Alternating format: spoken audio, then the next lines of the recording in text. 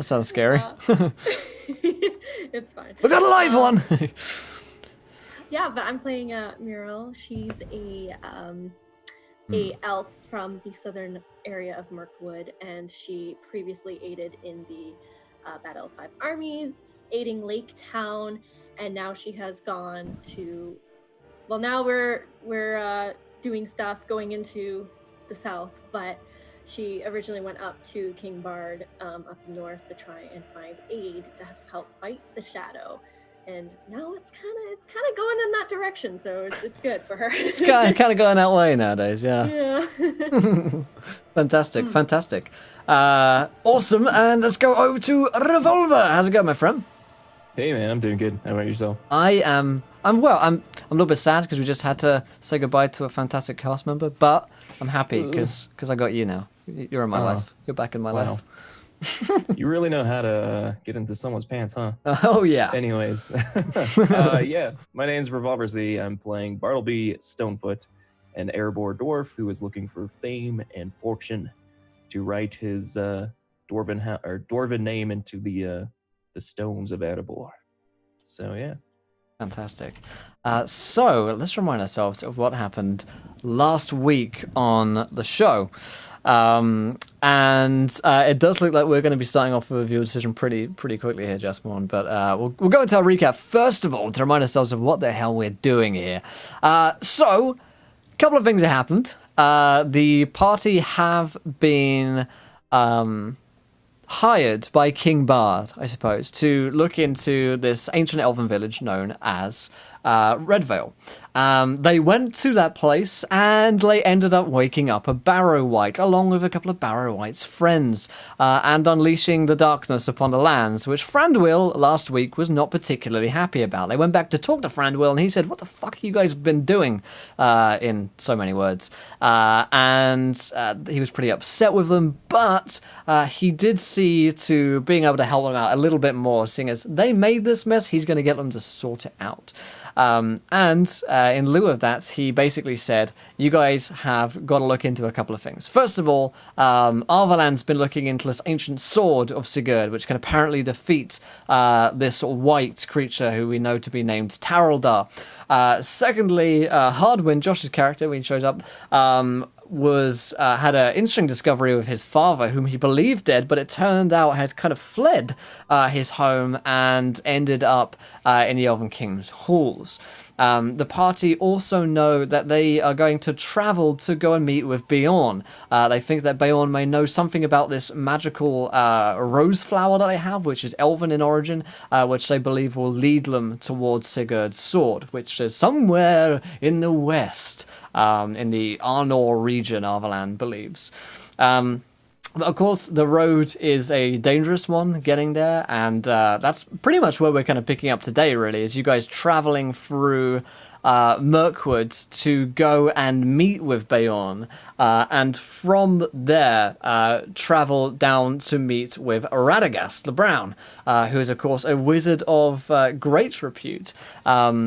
And he's going to need some convincing to be able to get an audience with someone like Radagast. So those are the tasks for the party today. Basically, travel through Mirkwood, meet with Bjorn and his men, and also from thence get to Rosgobel, where Radagast lives. So, without any further ado, I suppose, I should remind you guys as well how to interact with today's shows. And it looks like we just smashed through another Kickstarter goal, 4,800 there, which means that we're going to have a double whammy of viewer decisions to kick things off. But if you haven't followed yet, hit that follow button and join us. When we hit follower goals, you guys get to decide what happens next in our campaign. You can throw in enemies or items or good things at the party or terrible things. Also, here is a tweet for you guys, 20 retweets. Same deal there. What's up, Azade? How's it going? Good to see you, Chronicles. And of course, here is a Kickstarter in case you want to check it out. So to kick things off, we need some more moody music than this, because we're entering into the heart of Mirkwood, and there are no Hobbit songs in Mirkwood, especially seeing as we don't have any Hobbit bards in the party. So our first viewer decision is going to be as follows. You guys are going to describe to me a creature which they run into in the Mirkwood. Underneath this line here in chat, if you would be so kind, my friends, our first viewer decision, and I'll be taking the top 2 ideas from that. So 2 creatures. What do they encounter in the Mirkwood? Like so. Alright, so let's quickly go around the table and hand over to the players and remind us of what you guys look like, because I've got to do a bit of straw polling and it's been a week or so. So, Arvalan, remind us, what do you look like, my friend? Sure. As I said, he still is a human-looking man. He's tall, probably like 6 foot and change, and he looks like he's in his mid-30s. However, he's likely in his mid-70s. And he wears a cape and cowl, a hood and cowl, to cover his facial features. But he is, like I said, tall, dark hair, light skin, with pale green-gray eyes. Fantastic. Fantastic. Kira, what does Mirel look like? So she's tall, pale skin, very fair blonde hair, traditional elven features, and she typically wears her traveling cloak as well, especially now that they're going into the Mirkwood, she's going to need it to blend in. Nice. Very cool. And Bartleby. Yeah, so Bartleby's a, very traditional dwarf as well.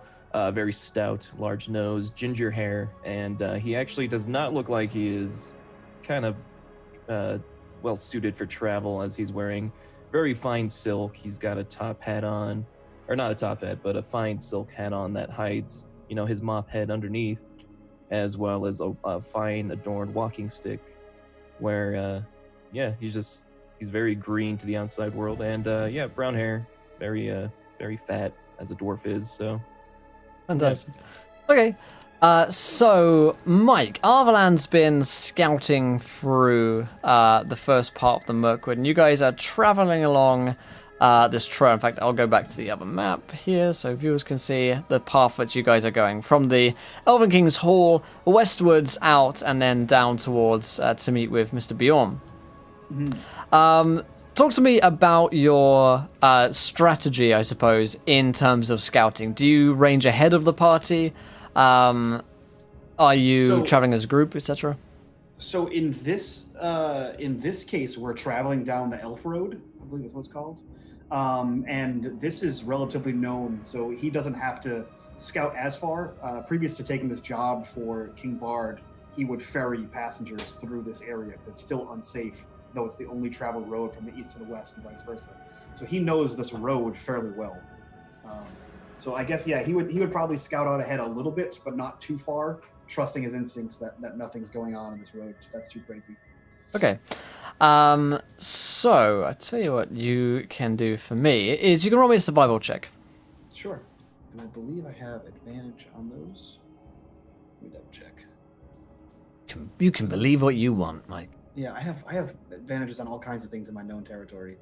When you make a blah blah, proficiency bonus is doubled. That's what it is. Nice. There we go. Cool. So I will give you survival. I know this is a random question, but how well lit is Mirkwood? Oh, it's lit.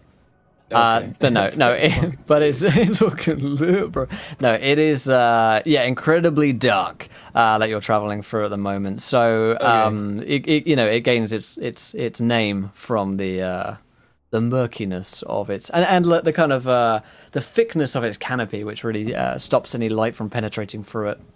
Yeah, that's what I thought, because I have night vision. I was just wondering how well the other party sees, because I can see in the dark. That's a good point, yeah. I think Mirrell can see in the dark as an elf. Arvalan, do you as a Dunedain? I forget. I don't think so. Or if I did, I didn't write it down. Probably not. Okay. So that number is either that's a 14, unless it's tracking, in which case it's a 22, 23. Very nice. Okay. So let's put that there. Yes. So you realize, Arvalan, that your supplies have been particularly well stocked since you left Frandwill's Elven Halls. You realize, however, as you're tracking ahead and you're ranging ahead of the group, that there's almost no food to be found in Mirkwood in terms of livestock and animals that you might normally find in the woods, right? Or in fields, right? In more stable lands, less tainted by the darkness. You notice an absence of even things like birds. You did see a couple of murdered birds previously, a couple of weeks ago. But even in this area that you're traveling through now, which is to be considered one of the safer areas of the Mirkwood, seeing as you're in the northern pass, you see and hear no sounds of life whatsoever, which is, for you, particularly disturbing. You're used to the chatter of Mirkwood, the kind of low, murmuring mumble that the forest seems to emanate, even whether or not that's real creatures. But it's almost intensely silent as you're traveling ahead. Something seems wrong to you. So looking around at the lack of vegetation, does it seem like it's been uprooted? Does it seem like it's already been foraged in this area in a massive way? It would seem as though this area, seeing as you're traveling on one of the major roads, has been kind of well worn by travelers. But it doesn't seem as though they've, done any kind of cutting down of trees, or there's no real signs of camps around here. It doesn't seem like people have stopped. Like an army's moved through here and not as such, no. Okay, just a lack of growth. Interesting. Yeah. Yeah, he would, upon ranging out and coming back, the more he starts to see this lack of vegetation, this lack of animals, he would bring it up to the group, especially to Muriel. He would say, there's something strange in these woods here. Now, I have traveled this path many times, but this is different.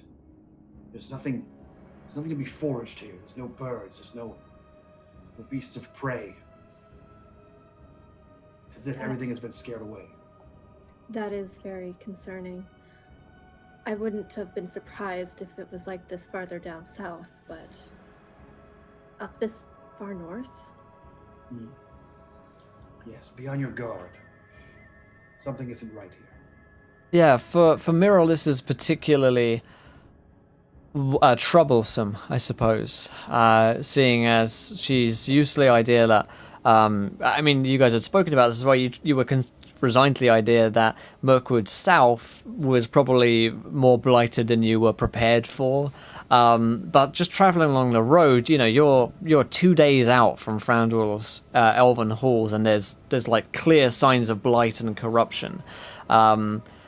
Now, all of you feel, when you stopped that time before, this is several weeks ago, so I forgive if you don't remember, you began to have kind of dreams and incredibly negative thoughts. And there's nothing quite as overbearing as that, but there is a palpable sense of dread traveling through this area of the Mirkwood. And this is a main road.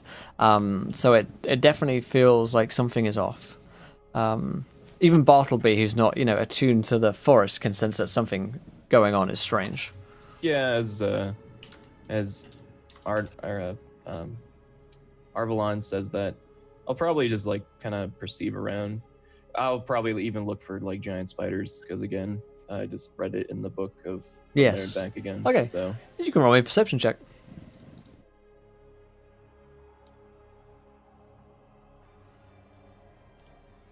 I got a 16. 16 ain't bad.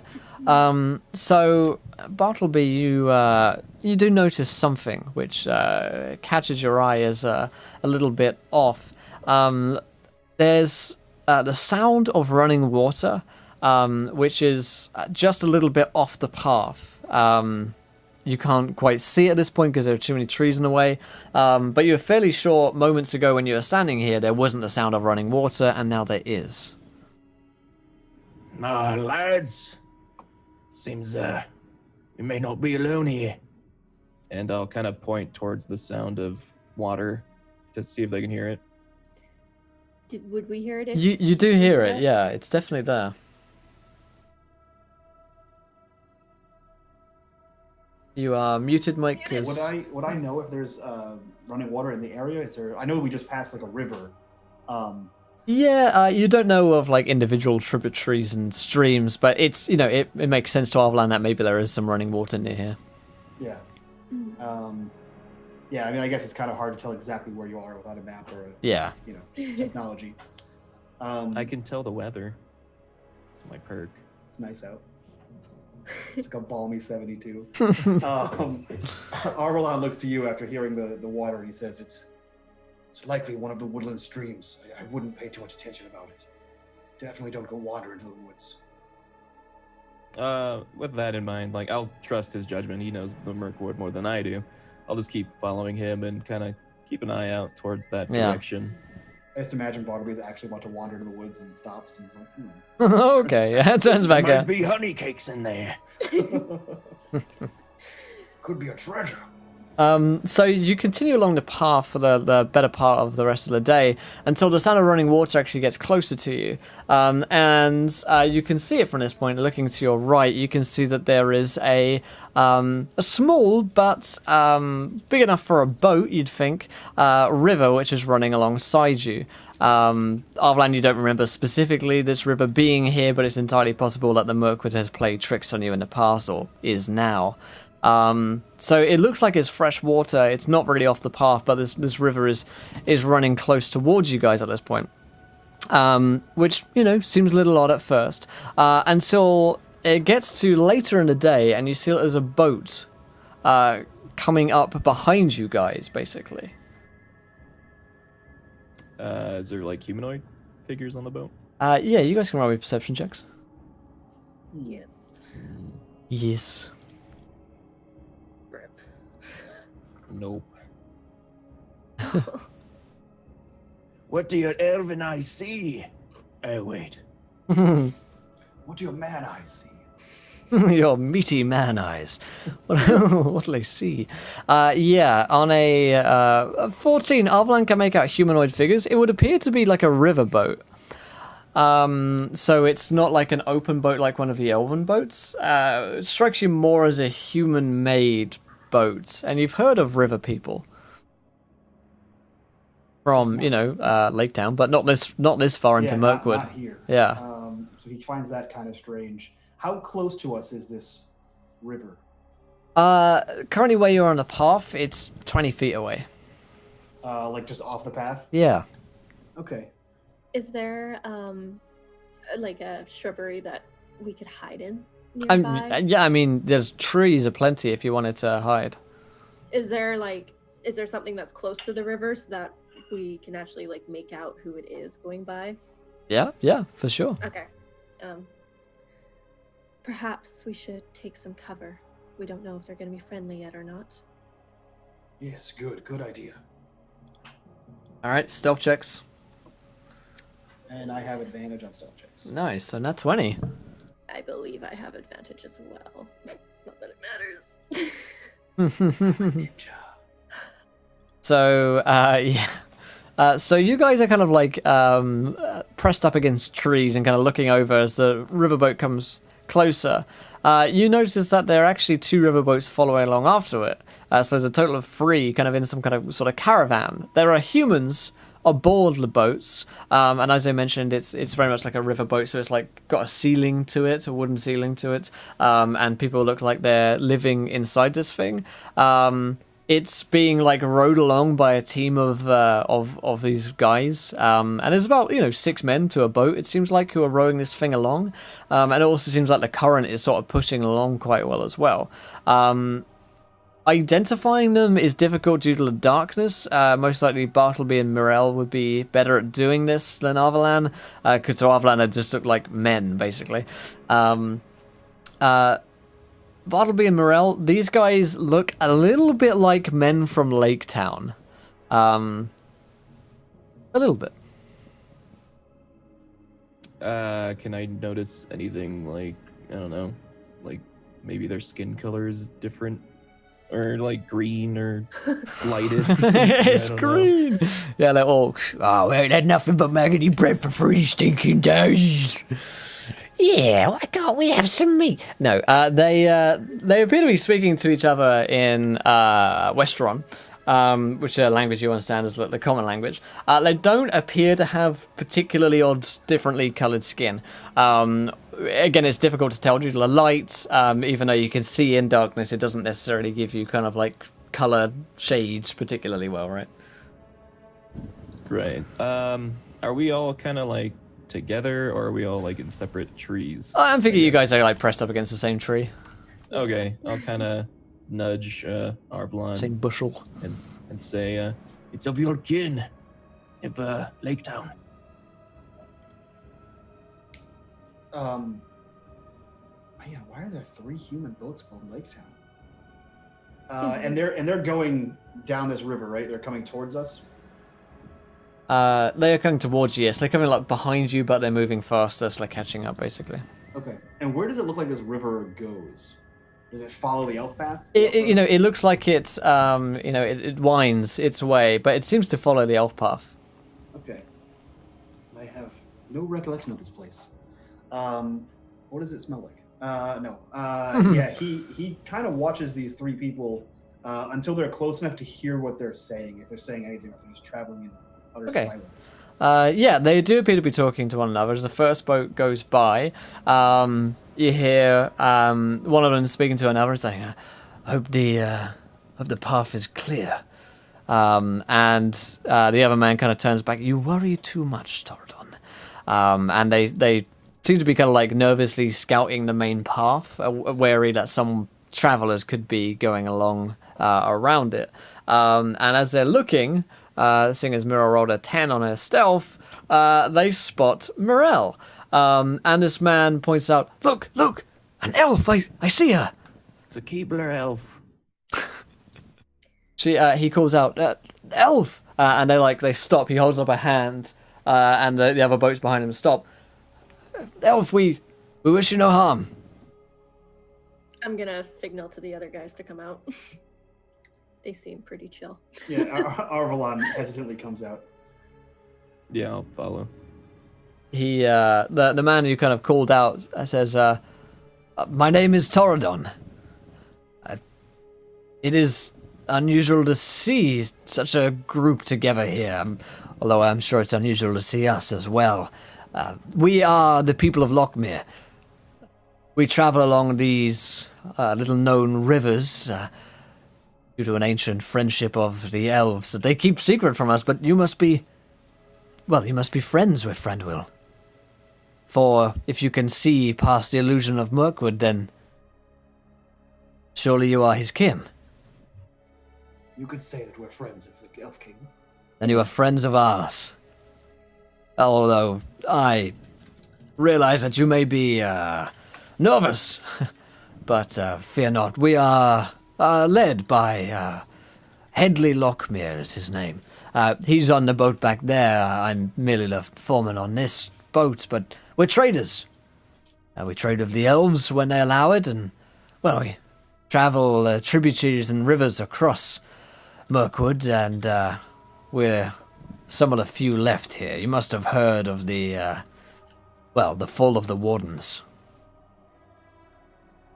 The fall of the Wardens? Elf, I can't help but notice your look. Yes. I am from southern Mirkwood.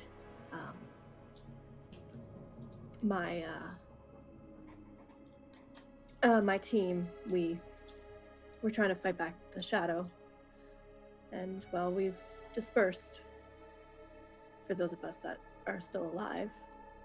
Then I mourn your loss.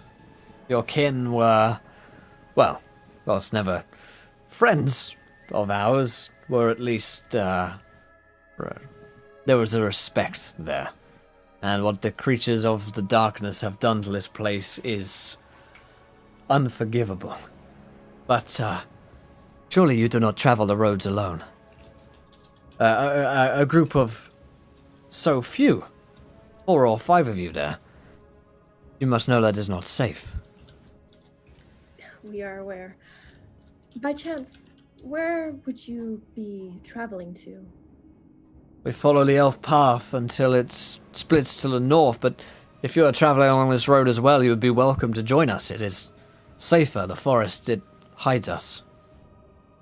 Yes, I'll turn to the rest and say, kind of looking for nods of approval or something, and say, yes, that might be a good plan. Yeah, Arvalon kind of steps out and he says, "You have good reputation with the Elf King, but what of your standings with the Bjornings?" We do not travel that way. Our kin are not welcome there, as seems to be the case with Bjorn's people. They do not trust to strangers.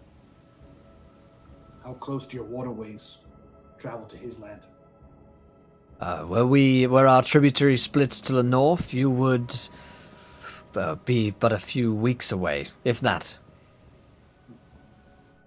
I see no reason we can't journey with you to there. I'll just ask him if, do you know of a wizard named Radagast? Of course, I've heard the tales of Radagast, yes. Do you know how we can get in contact with him? I can't say I do, friend. If Aye. I could, I would entreat him to, well, do something about this growing darkness. Come aboard, friends, and we can talk more in private. I'll, like, reluctantly go to the boat. Oh, God. Just got off the goddamn boat. It's a lot harder to tip this one. Boats and boats and boats. Yeah, Arvalon will also get on one of the boats. Yeah. Okay. So, you climb aboard, and immediately they kind of set to rowing again. And he lets you inside his little cabin, and he says, I would let you speak with Lockmere himself, but, well, he is old and his mind somewhat addled by that age. I effectively run things among the men of Lockmere.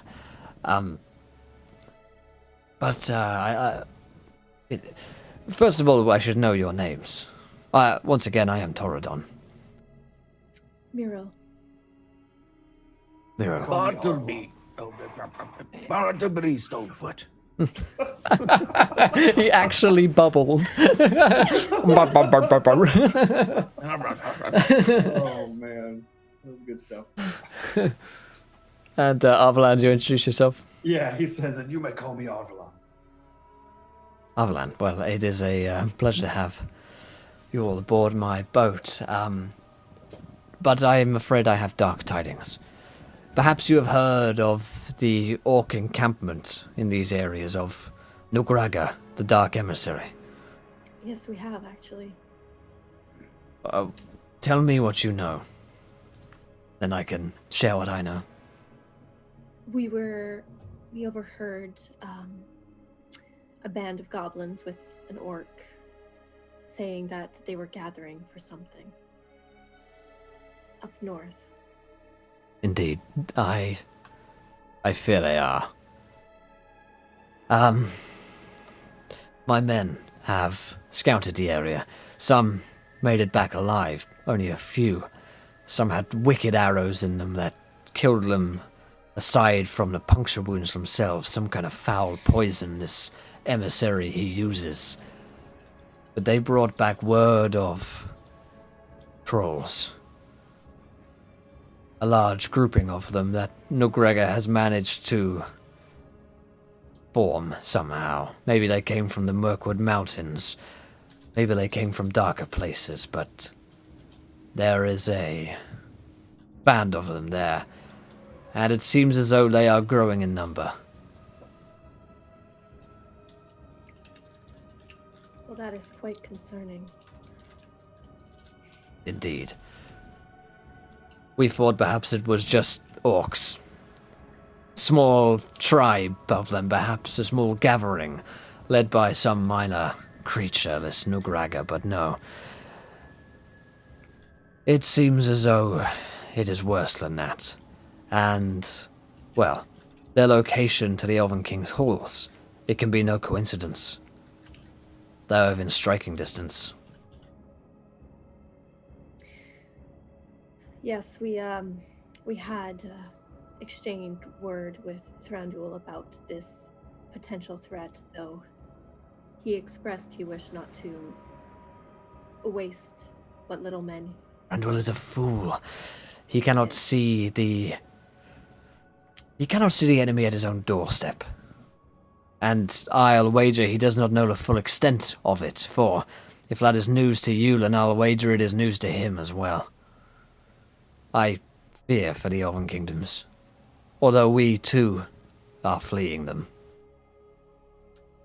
What are you fleeing from? Well, we fear an attack may come soon, and it will not be...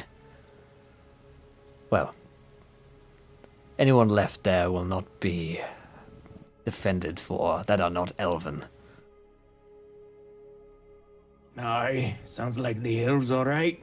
And I'll kind of eat some honey cake as I'm kind of listening and Just gonna as, shoot. you know, like a As you do. personal grudge as, you know, they kind of left Erebor.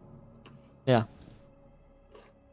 Torden, your scouts, besides the poison arrows and the trolls, what have they reported? What is the enemy's size? Oh, well, we have heard of another force gathering in the Mirkwood Mountains. We think that they are amassing so that they might pincer the Elven King. And, you perhaps are from Dale or have been there? Then that land also. For an assault on both fronts would be one that, without an alliance in place, I doubt the elves or men would stand against. Everyone would kind of see Arvalon like having an internal struggle between fighting the darkness and whatever the hell he's about to present to people. But he kind of like looks around and remembers the entire purpose of their mission. He turns to Torden and says, Torden, if you lead these men and your true leader is infirm as you say, this alliance you speak of, if we were to aid you in your fight, would you bend the knee to King of Dales? Would you bend the knee to King Bard? He gets this kind of like sort of pained expression on his face, like a kind of face, and he says,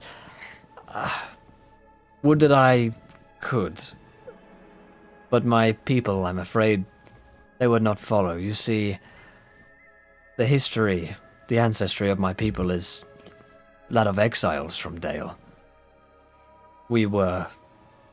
My forefathers were cast out. There is significant bad blood between my people and the men of Dale.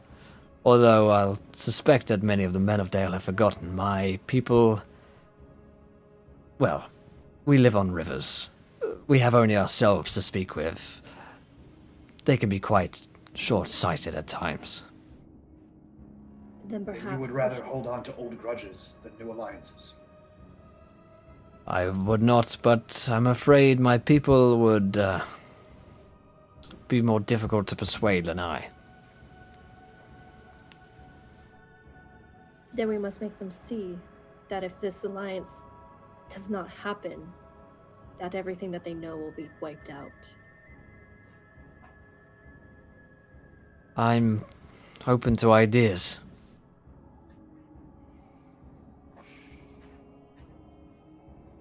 Well, from personal experience, man can be quite folly at times. They only think of themselves and their own protection.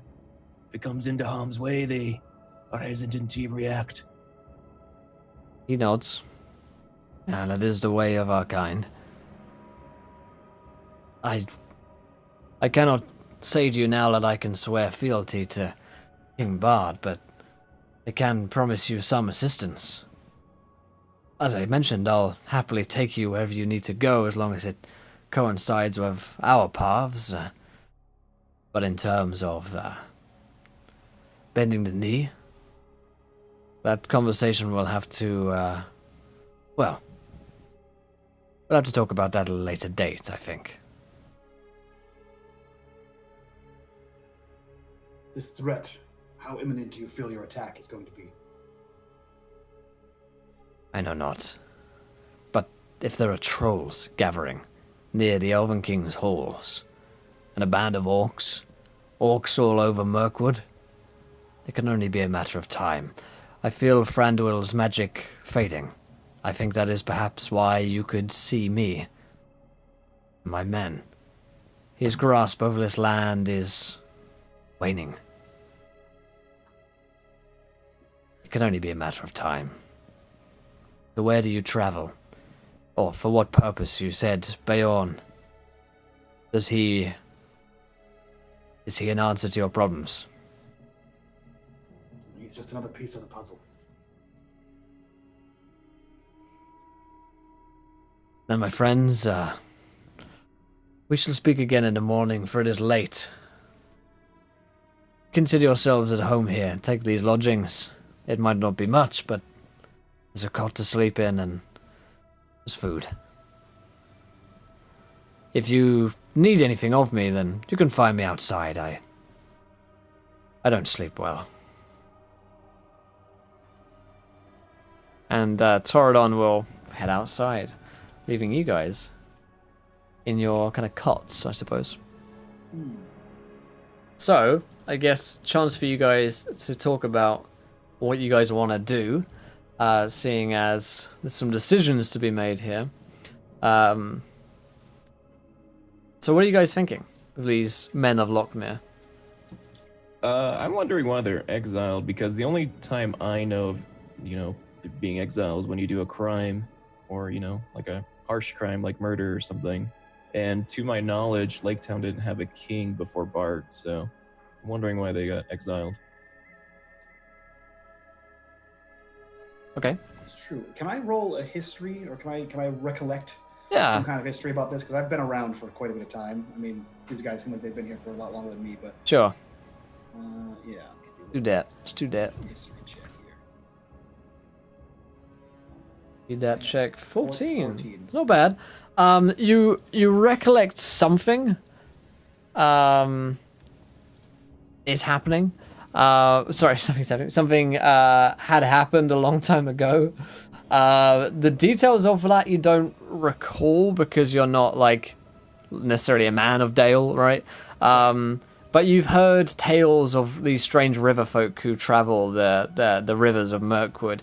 There's no stories of them like murdering people or taking people off the road. They seem to be like a mysterious group that don't really interact with travelers.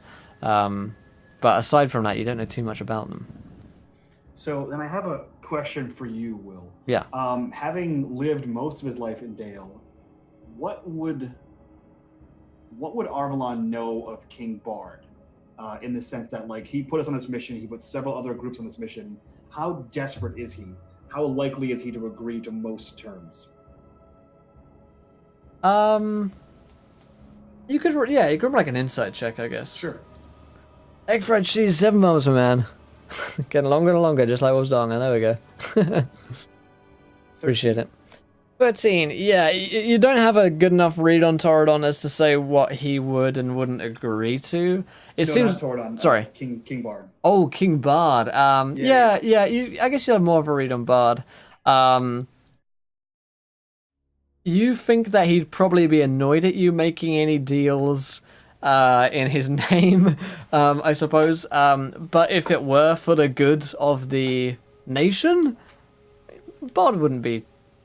He wouldn't kill you. Like he's a reasonable man. I mean, ultimately, his objective was expansion. Right. And he wanted to expand into a destroyed town. Why not expand into a completely functional town? Exactly. It's more than possible he could see to like a royal pardon. Yeah, that's exactly what I was thinking of. Now that there is a king of the Dales, a royal pardon for whatever the ancestors of this community. Yeah. So I guess so Arvalon kind of presents that to the group.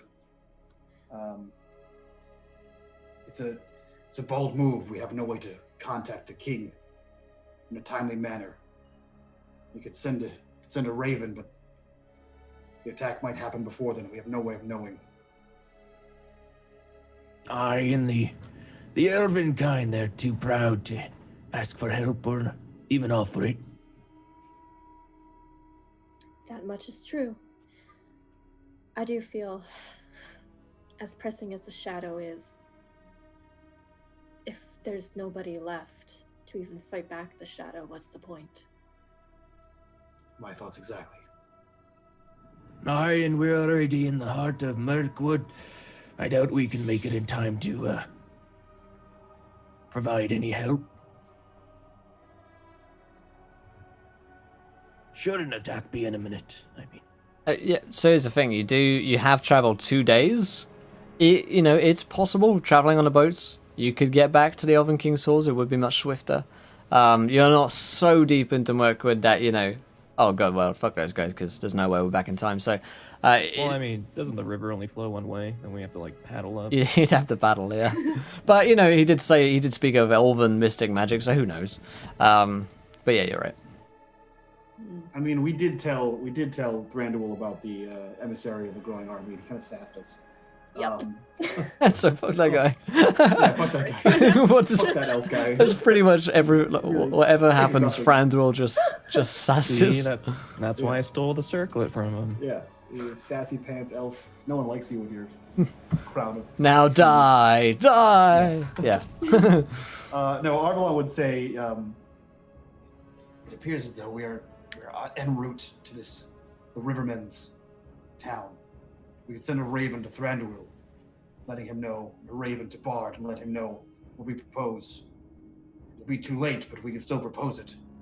We can aid these rivermen. As you said, Muriel, there's nothing left to protect from the shadow. What's the point?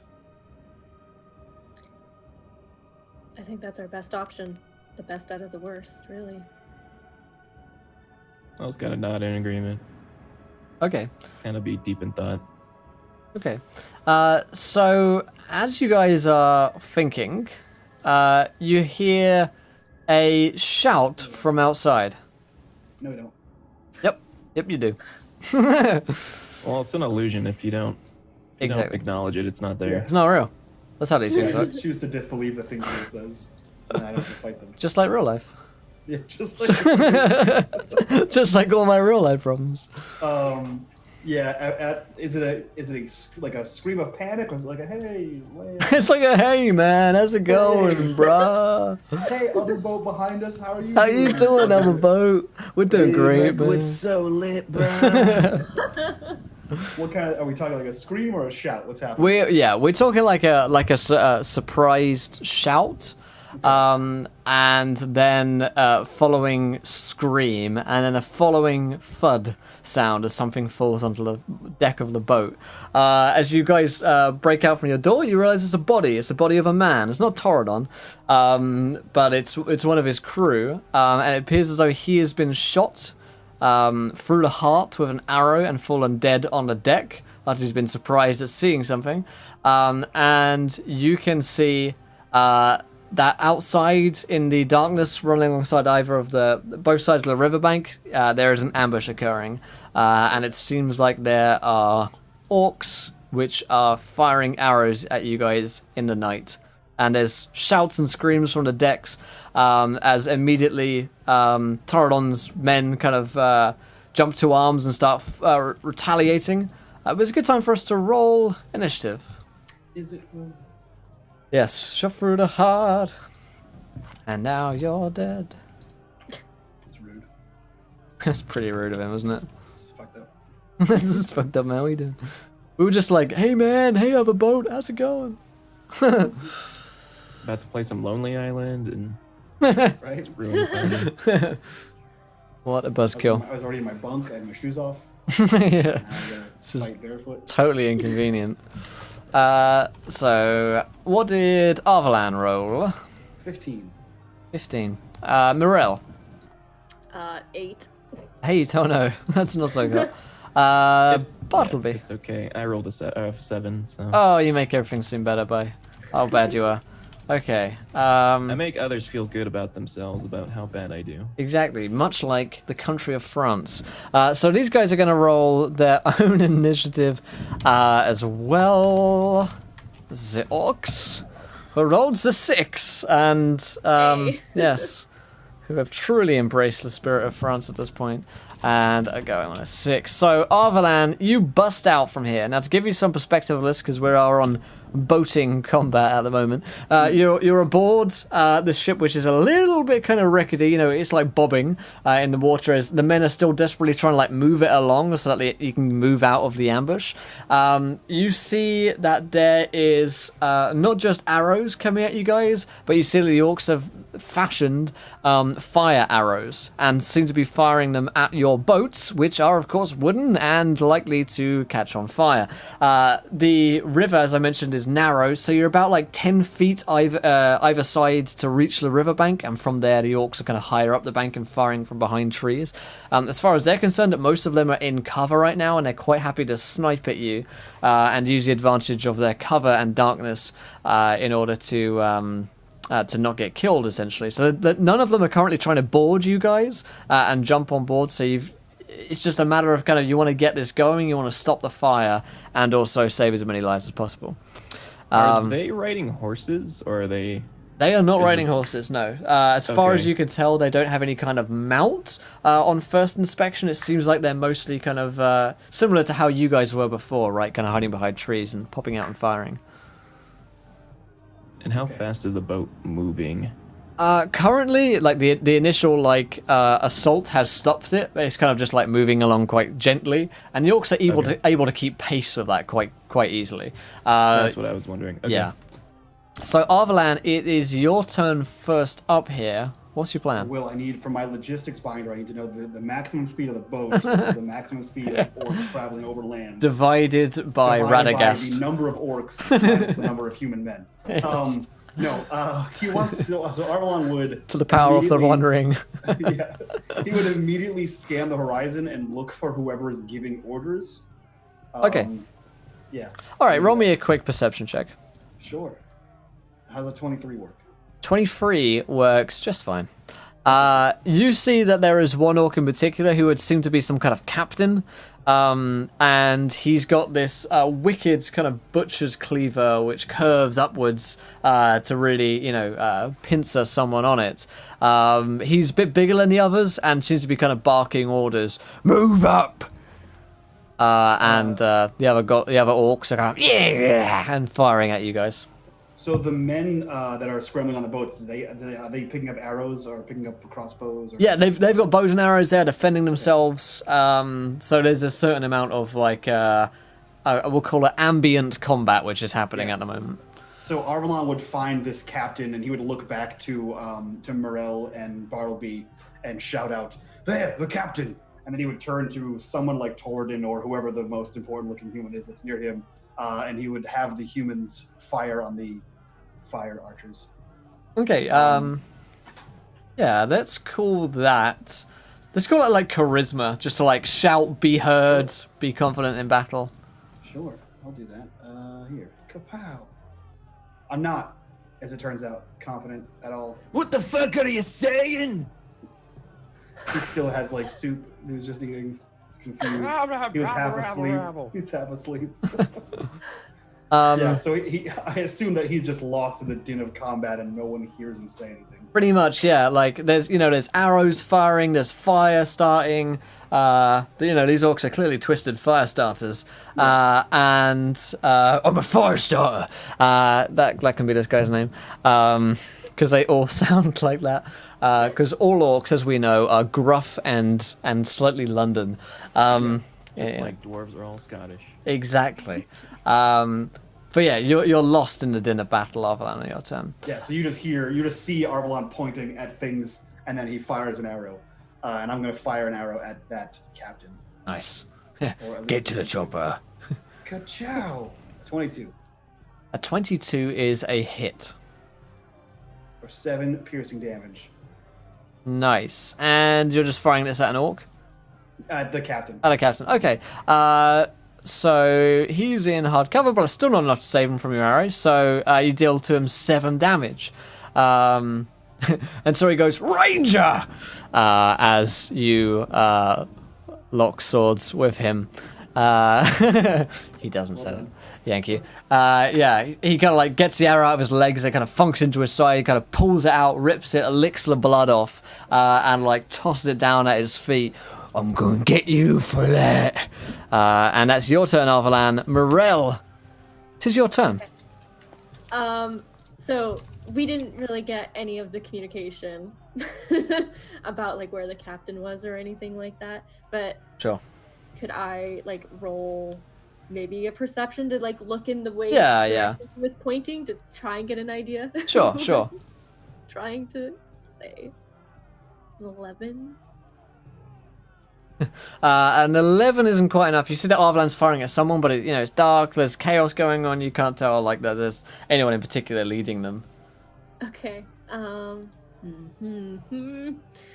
Ooh, okay. I guess I'm going to shoot my great bow at whichever orc seems to be closest to the boat. Okay, sure. There's one like up in a tree. I'll aim at that Yeah. one. 7. Nope. So Muriel tries to fire out into the night at one of the orcs. You're pretty sure you didn't hit anyone because no one screamed after the arrow fired into the night.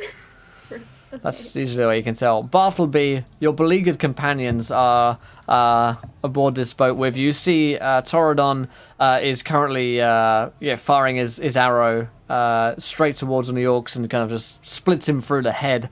But you can tell at this point that you're quite outnumbered. Yeah, so as we leave the cabin, I would definitely be staggering around the boat because I don't have my sea legs. I'm definitely more adept at land. Be kind of muttering to myself. Yeah. How tall is the I don't know. The bank, I guess. Yeah, can I see over it or Oh, like if the I were to- side. Yeah. Oh yeah, you can see over the side of the boat. You can use it as kind of like cover if you wanted, seeing as you're quite small. Okay, so I could still fire a bow and stuff. Yeah. Oh yeah. Okay, and then my second question is there any fire on the boat right now? Is anything ablaze? Okay, so we'll say that you can spot an orc who's about to fire a flaming arrow at your ship. Okay, then I will attack him because it was either help, firefight, Right. water, or shoot the people that are trying to burn us to the bank. Yeah. So I'll use my short bow. I got a 20, not natural. 20 is enough. Oops. How do I do damage? There you go. No, I still don't know how to do damage. I'll just roll it. Okay. No. Sorry, I don't use this too often.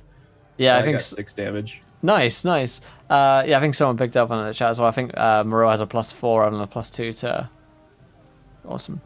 Okay, so on a 6, you fire an arrow out into the night, and it just cuts him right between the eyes, and the arrow just lands deep into his skull, and he falls backwards. And you hear this kind of booming voice. It says, "Oh, get the free of them." Well, I guess there's more of you, right? Get the fire of them. The master wants his playthings. The other two are sleeping. All right, thanks for clearing that up. Sometimes it's hard to tell when you're trying to kidnap people. So yeah, this captain seems to want to take you guys alive, and so he actually calls up a couple of people who are trying to shoot at you, basically. So that is Bartleby's turn. That is theirs. Go for a Super Voice King. So that is their turn, which means some arrows are coming your way, despite the fact that the captain has called him off, because he's not the greatest leader. So Arvalan, how is a 14 versus your armor class, my friend? Just hits. Ooh, tasty. Which means I'm not going to roll a d20 of damage. That would be wrong. You take 5 damage from an arrow, which finds its way towards you. And then we got, let's roll a dice. 1 is Bartleby, 2 is Morel. It's Bartleby. A 18 versus your armor class. Ouch. And then cover provides 2. +2. Okay, yeah, that hits. Which means you take 5 damage as well. And as the arrow kind of lands into your shoulder, you can rip it out, but it's got this horrible, wicked barbs on it that you can tell are there to make the removal process even more painful. So that's their turn. They are organizing fire arrows to fire at your ship at this point. And looking behind you guys, the top of round 2, you can see that the bottom, the farthest away boat, in which apparently the leader of this people is on fire. The boat behind you is kind of turning to try and help some people off that boat and onto theirs, but your boat is still currently in the clear. So it's Arvalan's turn. He's sending another arrow at the captain. I like it. Nope, he's not. No, you're not. Try again, human scum. Make me feel bad. Oh my That arrow God. did a lot more damage than he expected in his shoulder. Yeah, really threw off your aim. Yeah, maybe you get shot at the same time that you're firing off your arrows, so it kind of sends it off goes course. wide. Yeah. Anything else, Arvalan?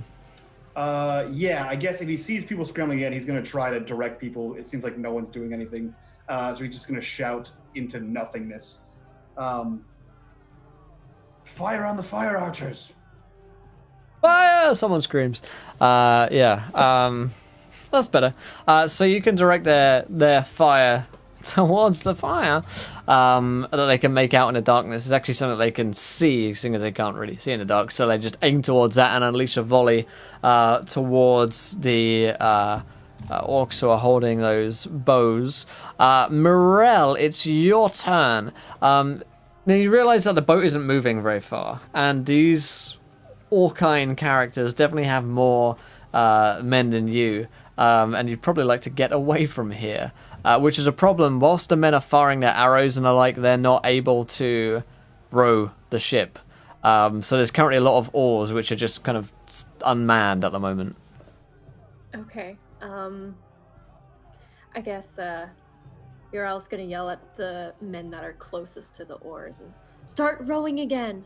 We need to get out of here. Okay, roll me a charisma. You're not gonna take one of the oars and like slide on like the ledge and, like, fire arrows? Fire an arrow, it's just sliding off the ledge. Oh my god. Oh dear. Yeah. We're fucked.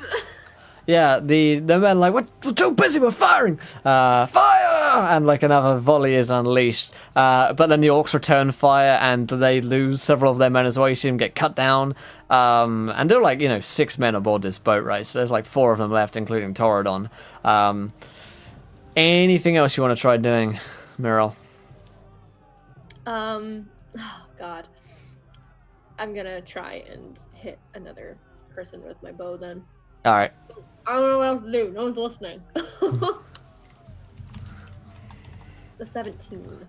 A 17, the perfect number, is a hit. You wanted to fire this at the orcs with flaming arrows? Yes. Nice. Yeah, so you kind of you fire an arrow off, and just skewers him through the throat and pins him down to the tree. And you hear the larger orc saying, "I knew that elf was going to be tricky." And Bartleby, it's your turn. Yeah, after like wincing in pain after I get shot for, in the shoulder, I'll probably look for like the larger orc that's kind of yelling out orders as well. Okay. Provided there's no more flaming archers that are providing immediate danger. Yeah, they seem to have been dealt with. So yeah, you can pick out this guy. Okay, yeah, I'll just shoot him. Nope, Shoot him. I won't. Nope, I won't. Oh dear. He laughs. I have to do better than that. As your arrow kind of falls down at his boot side. Yeah. So booty. I'll like kind of snap off like the shaft of the arrow and like push it through my shoulder, not like pulling it out, but like pushing it through. Ooh. Like a cleaner Yeah. and exit. Ugh, that's painful sounding. That makes blah, blah, blah. Yeah, pretty metal. Yes. Bartleby is like the most metal dwarf. He's just like, "Ah!" And the arrow just He goes has a mohawk under his hat.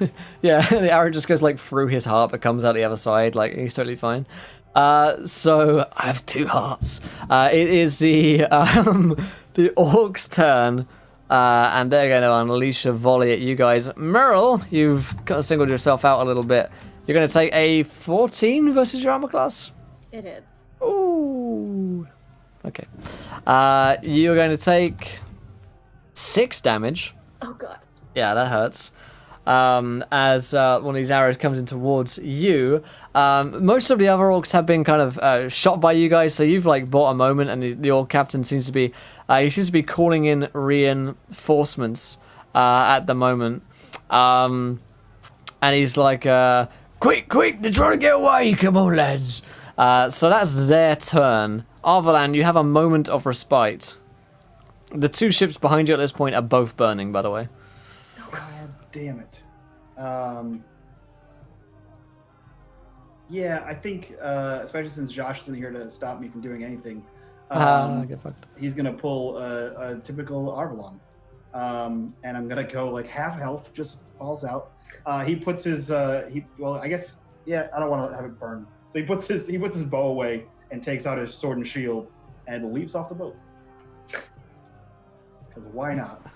I'll kind of like facepalm. Yeah. Again. Yeah, he leaps off the boat, and I guess he's gonna charge. I guess he'll charge the closest orc. Okay. You can definitely do that. You can definitely be off your ship and charging into one of the orcs. It's like one orc in front of the captain at this point. Sweet. I'm gonna stab him with my sword if I can. Odd. No, I'm not. Fuck me. We are the worst. You guys, it's not working Guys, I'm out a for you. great guide, I promise. Just turns out I'm shit in combat. Who ordered the discount Aragorn? Right? Awful. Yep, so I swing away with an 11 in the darkness. I can't see very well. Very nice. Okay, so yeah, you try and take down his orc, but he manages to dive out of the way and bring a saber to bear against you. Okay, that is your turn, Arvalan. Mirel, it's your turn. You see Arvalan buying you some time. Okay. I mean, how many men are still on the ship? Alive? Yeah, there are 4 of you guys. 4 of the men still alive, including Toradon. Okay. And how far away is like the 2 boats behind us that are burning? Does it look like there's anybody still on those boats? It looks like there are people alive on there. Yeah. Okay. But how far like is our boat? Oh, your boat is like 15 feet. You could try and make some kind of jump from like a higher ledge and onto a lower one. Okay, because I'm trying to think of getting people off those boats. Is there any like rope nearby on like the deck somewhere? Yeah, there's plenty of rope. You're on a boat, so you could definitely fashion something. Yeah. Okay, yeah, I'm gonna try and like tie it to like a mast or something on the ship that's near the rear end of it, and I'm gonna yell over to somebody who's hopefully in earshot on the other shit. Other shit. So Well, it's basically shit at that's this point. a Freudian slip if ever I heard one. Yes. Oh gosh. Okay, yeah, you call out, and you see this man who's still alive, and he's like, throw the rope. Okay, I'm gonna attempt to throw the rope. What do you want me to roll? Yeah, roll me an athletics check. Athletics. Ooh, okay. You'd be so kind. Oh, yes. What'd you get? 17, the perfect number, nice. So yeah, you toss the rope over to him, and he grabs onto it like his life depends on it, which it does.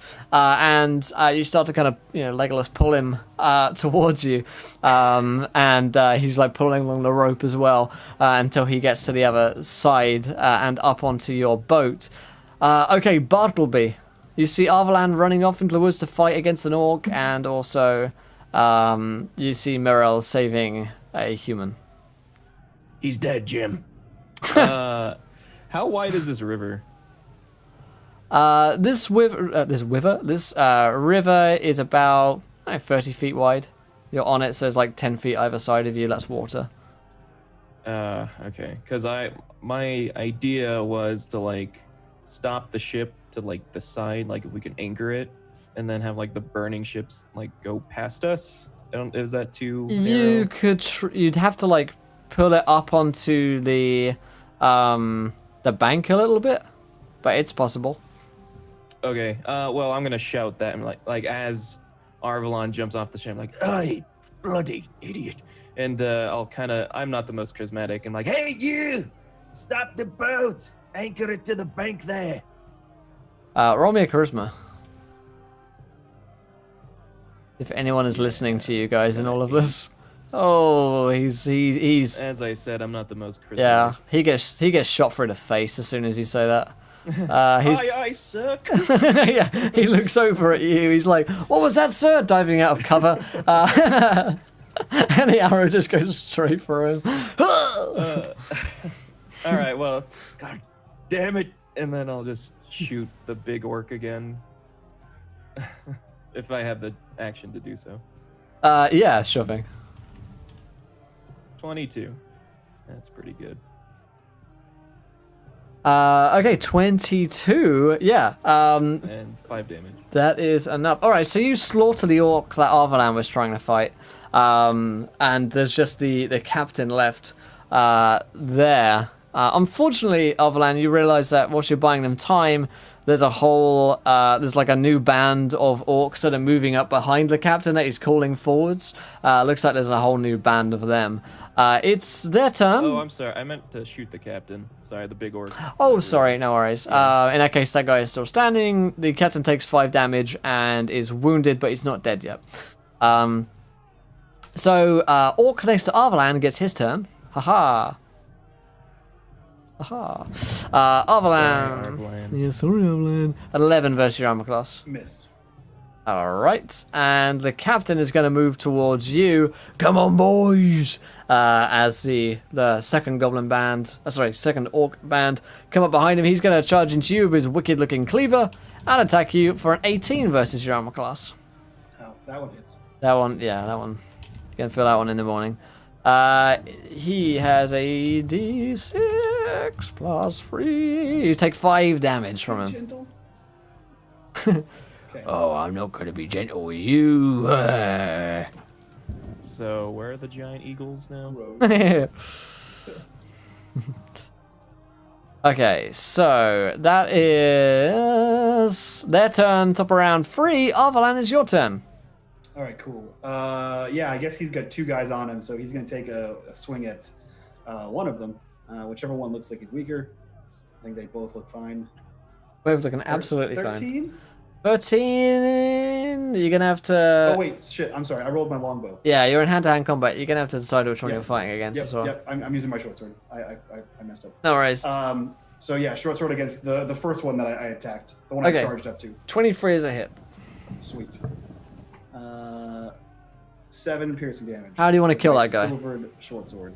So as the other guy lands his blow, I kind of reel back and then I recover and just lop his head off, Aragorn style. Nice. And then I round to face the other one with his cleaver. Very nice, very nice. So his head is just kind of popped off. Spins a little bit. Yeah, spins down onto the floor and rolls down towards the bank where it's lost into the waters.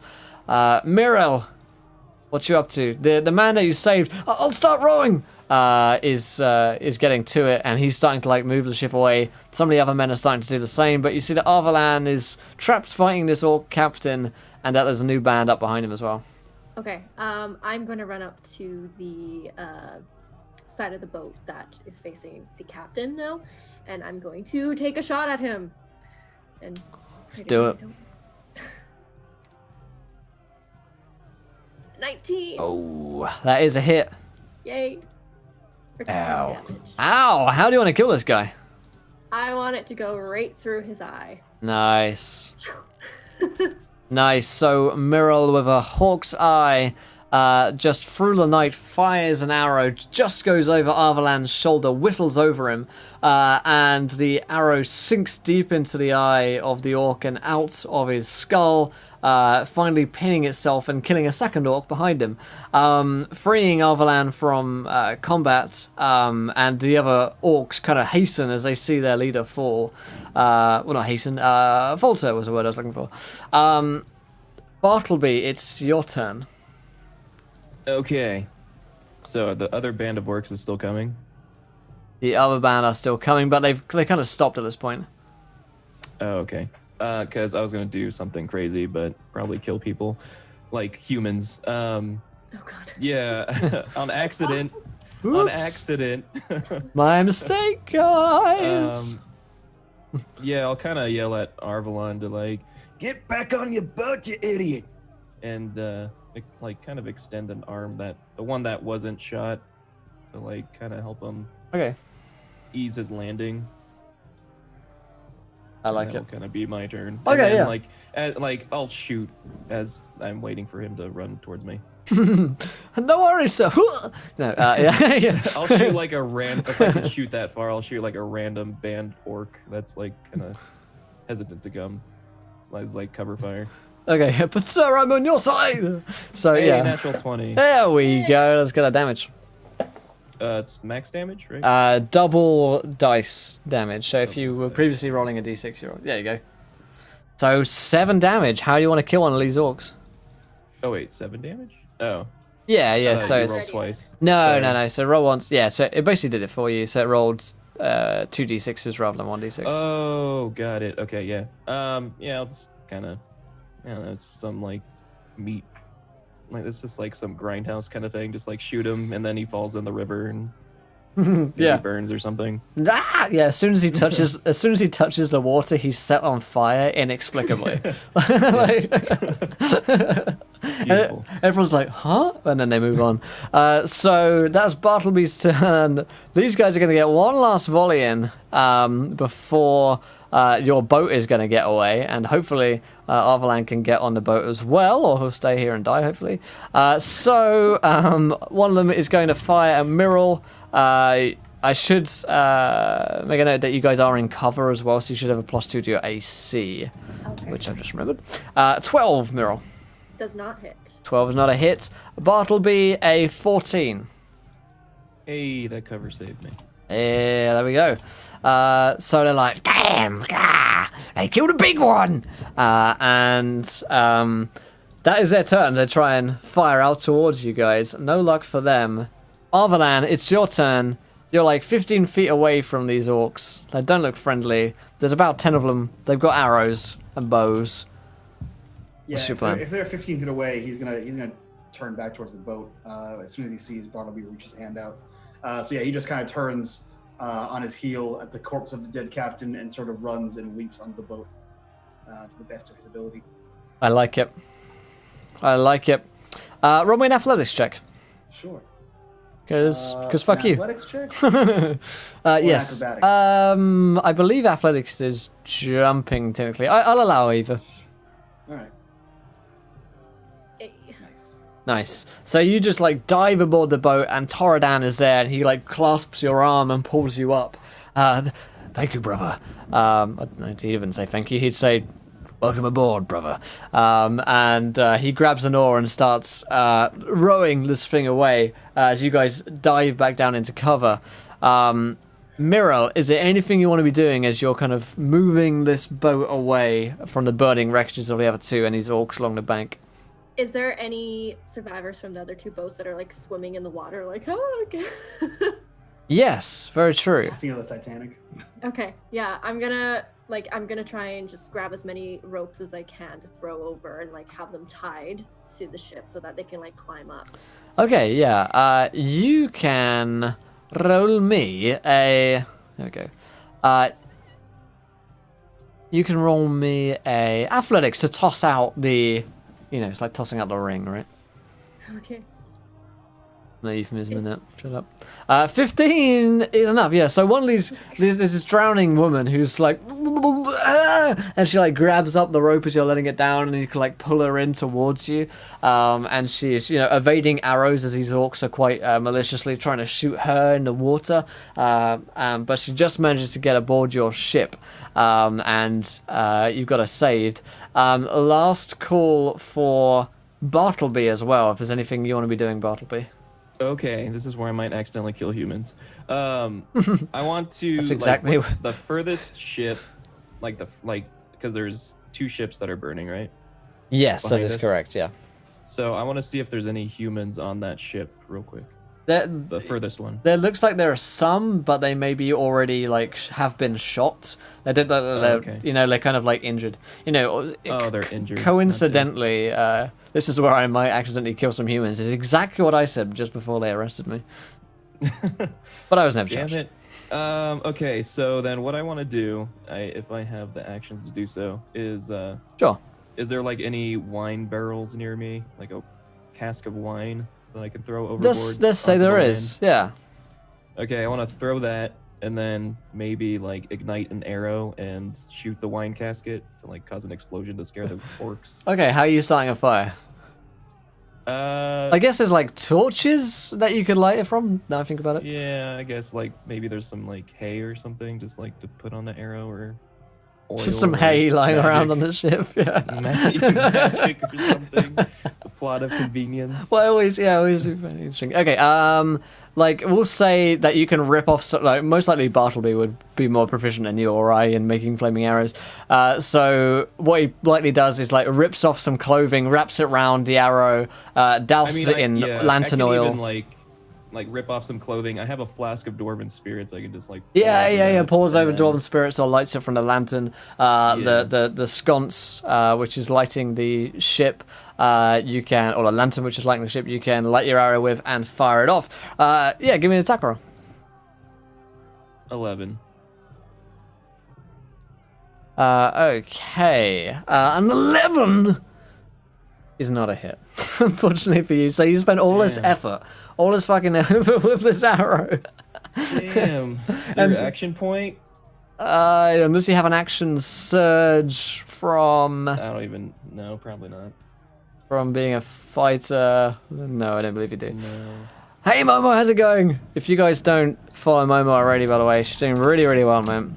Super awesome streaming over at Momo Mischief. There's much mischief to be had over there. Fantastic. So you fire off this arrow into the night, and it kind of whistles past the orcs, and like they see it go next to the barrel, and they're like, and everyone kind of draws in that big breath as they're ready for the Michael Bay explosion, for wine to just explode, as wine is wont to, as we all know.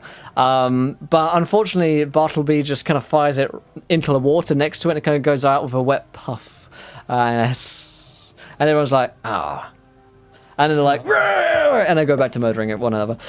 So that was the last thing you got to do, unfortunately.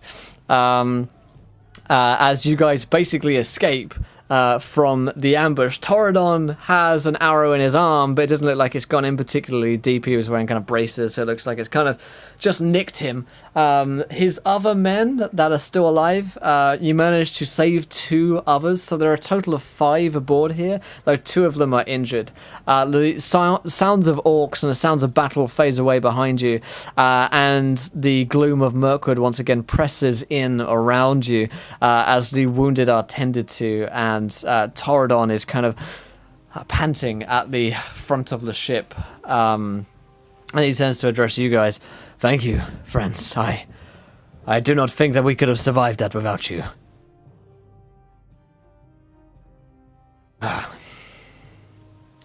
We could potentially say the same if we had met them on foot. Yeah, well, I'm glad that some of us here are still alive. Ranger, and he goes towards Arvelan. What you did out there was stupid. Could have got yourself killed, but I must thank you for it. And he kind of goes in for a bro hug. It's the second time I've heard that in as many days. Me. You bro hugged him. Brings it in. Bring it in, brother. Dabs. Yeah, the he dabs. Yeah, the I actually like the idea of this sailor boy who's like devoutly loyal to Bartleby at this point. This kid has somehow survived despite he's got like 3 arrows in him. He's like pulled a Boromir for Bartleby. He's like, sir, oh, there's so much blood, sir. To Bartleby as he's like leaning against a railing. Oh, is he on like the verge of dying? You don't think so? Oh, okay, good. Because I was gonna, like, You're not ready for him to die yet. yeah. he could be more useful. I'll just be. Aye, lad, and there's much more blood to come. You need to be battle hardened if you're gonna survive in Mirkwood. Yes, sir. The irony is, I'm a mercenary, sir. Named Wood, so they call me Mirkwood. Oh. God damn it, viewer decision. Oh, I kind of wince in pain. Be like, ugh. Yeah. All right, Wood. What's your actual name? Oh, so Wood. Sounds like such a poor name. But everyone takes 3 damage and dies. everyone just calls me Wood, sir. All right, Wood. Well, you can take my lodgings tonight if you like. I probably won't be sleeping anyhow. But rest up those wounds, son. Yeah, yes, sir. Of course. Aye, Captain. And he like faints onto your bed. Oh. Rest well, Arvalon. sweet prince. Brushes his hair out of his eyes. Arvalon goes to Torridon. Kiss his forehead. And noticing that he has an arrow sticking out of his arm, he just sort of grabs the end of it and snaps the piece of it off, and just sort of leaves the rest of it in there because, orc wounds are bad news bears. He goes to Torridon and he says, "Torridon, don't take me as callous, capitalizing on a moment of weakness, but as you said, if not for us, you would not have survived this. And as Miro said, if we had counted them on foot, neither would we have. It is this express reason why there needs to be an alliance between the Rivermen here and the Dales. He cannot fight them alone, nor can we." He winces as he breaks off another part of the arrow in his arm. I couldn't agree more, friend. Although, after this, I think it might be easier to convince the rest of my people. We have a settlement, a town near here along the river. If we can make it there, then we can entreat with them and speak with them. The losses of Lord Lockmere back there, for he most certainly is dead. Well, that will rouse my people to action. Whilst this is indeed a dark day, perhaps an alliance can be forged from the ashes. I don't profess to know your people's history, but I know that there was never a king of the Dales before. And whatever wrongs your people may have done to be exiled, the new king is one that would pardon you. We will write to him on your behalf and discuss terms if you talk with your people and get their agreements. Of course. It shall be done. We just need to survive until we can make it there. Lockwood is the name of the settlement. It's not really a town, but it's a collection of river barges and boats that we put together and, convene there yearly. Are any of you good with boats? Arvalon looks to Hardwood. PTSD flashbacks for... Arvalon looks immediately to Hardwood. He is great with them. It's like that thing where, where Homer, goes into his mind and, a scenario plays out. This logistics scenario just plays out in Arvalon's head. And he says, good, then, I'll speak with your men and, everyone's going to have to pull their weight. And so basically what he does is he assigns jobs for everyone, whether that's being a scout, in being a lookout, tending to the wounded, or just rowing the boat. Torridon makes sure that everyone has something to do aboard the ship. Although, for the sake of this, you guys can choose something that you'd like to be up to. So, Miral, what would you like to be doing? Muriel is going to probably offer up her bed to somebody who's also injured, probably one of the men that she saved from the water. And she's gonna find a quiet spot somewhere else on the boat, and she's gonna do her Elvish Dream meditation. Mhm. Do we have hit die? Yeah. So Okay. you can take this as a short rest. Yes, that would be great, because I only got 2 hit points. No worries, Evan. Sleep tight, brother. Yeah. So you can all take this as an opportunity to take a short rest. Whilst you're on this barge and not like in true safety, you're not going to be able to take. Oh damn!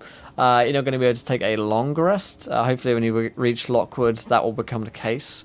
Because everyone is like needing to take regular shifts to row or to watch at this point. Okay, so you go to your dream meditation. Arvalan, what do you want to be up to? Oh, I tell you what you want to be up to. You want to be up to rolling a d10,000 for Ormus. Why?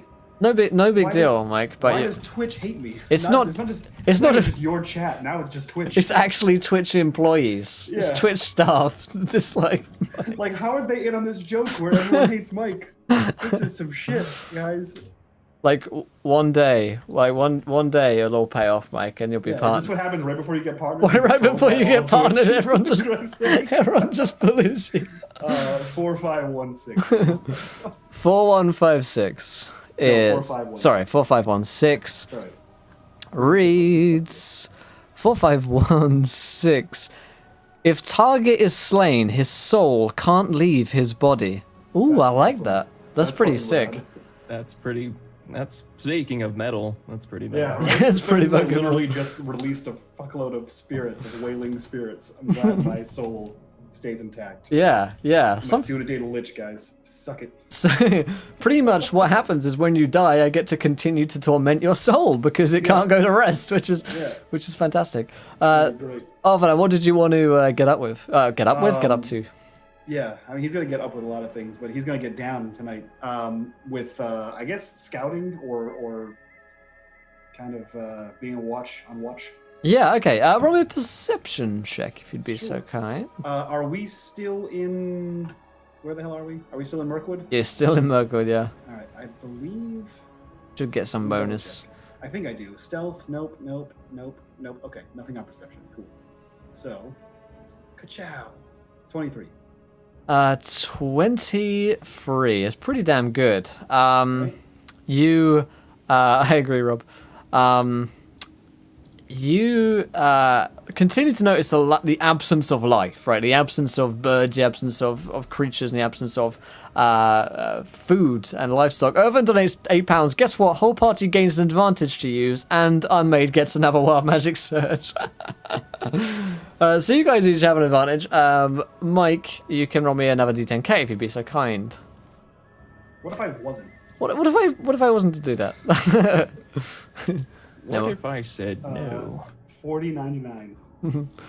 Then all hell breaks loose, Mike. It's the only way we can keep them in check. Right? It's like they need a scapegoat. Okay. Oh, this is good. Okay. No, it's not. So Arvalan, you're looking out around you, and you're really concerned about the lack of life around, the lack of any kind of food. And you put your hand into your your pouch to get some like food out that you have, and something is wet. It's like water in there. And you kind of pull it out and you look at your hands and hold it up to the moonlight, and you see that it's not water, it's blood. It's thick, semi-congealed blood, which is in your pouch. As you look into your other pouches, all of your containers and bags are filled to the brim with blood, which has destroyed the rations inside. And any other like valuables that you had are now covered in blood. And books or letters and writing will have been destroyed by this as well. I don't like this. Yeah, so he kind of Pretty like reaches in, assuming that it was like splashback from when he jumped in the river and ran across land. And then when he pulls his hand out, he like looks at it and assumes that it's orc blood from one of his allies shooting it, or when he beheaded the orc. Then he starts going through everything, and everything is covered in blood. And as soon as he starts seeing that his whole bag is covered in blood, he kind of like throws it to the ground and begins like searching the rest of himself and trying to figure out why everything is covered in blood. Yeah, it's the strangest thing because there is no wound from which you are bleeding from, right? It's not like there's actual blood which has come from a verifiable source and it's like been poured into your backpack. It's unexplainable, inexplicable. Yeah, so he kind of, I don't know. I'm not sure if he's the kind of guy that would go into like a meditation kind of thing. But his first assumption, once seeing like blood for no reason everywhere for no reason, would be assuming that this has something to do with the darkness or the shadow in Mirkwood playing tricks on his mind, some foul orcish magic. And he sort of tries to come to grips with whatever the hell is causing this. He doesn't think it's completely real. Yeah. You can roll me a willpower test. Sure. Wisdom? Wisdom, and I think you get something for this, right? I think I do. Sorry, I don't know why I said willpower. That's okay. 3.5 was a long time ago. Yeah, I have advantage wisdom saving throws against corruption. So yeah, let's see here. No? There we go. 22. Ooh, that's pretty good. So you resist the effects of this corruption as you believe that it can't be real. You know, like it doesn't add up. Arvaland's logistics kick in, and these things just simply don't add up to him. And so it's after a few minutes of this kind of contemplation on your own at the kind of prow of the boat that you look down again and you realize that there isn't actually blood anymore. You've kind of dispelled whatever magic was over you, whatever curse was over you. But it's still incredibly disconcerting.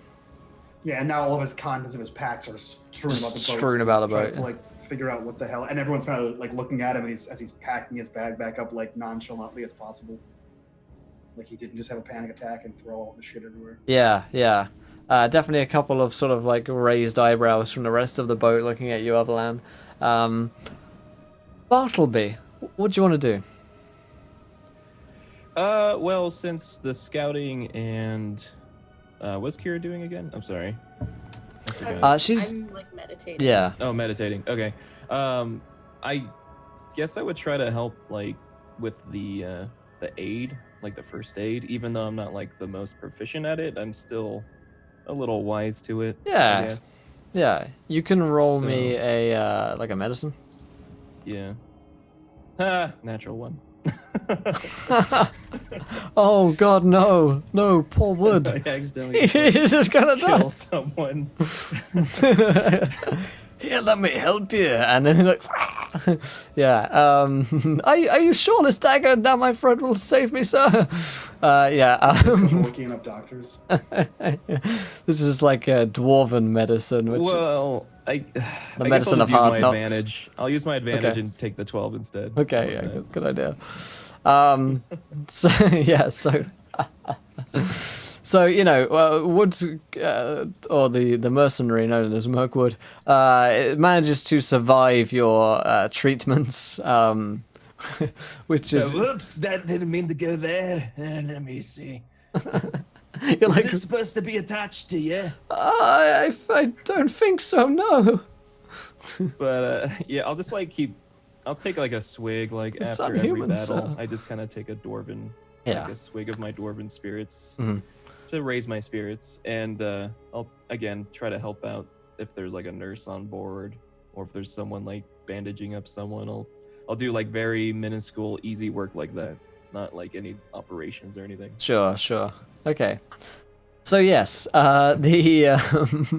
the group of you see to looking after the remaining men of Lockmere over the next few days, taking your rests and sleep and trying to help people, ? But certainly after another few days of travel along this boat through Mirkwood without being able to get any proper rest, you guys find yourselves tired, somewhat disheartened, as you know that could be terrible things happening back at Frandwill's Elven King's Halls, but arriving at the destination which Toradon has described to you Lockmere, which is, as he said, a collection of barges and boats, some much larger than his, as it kind of opens out into this kind of open lake, basically.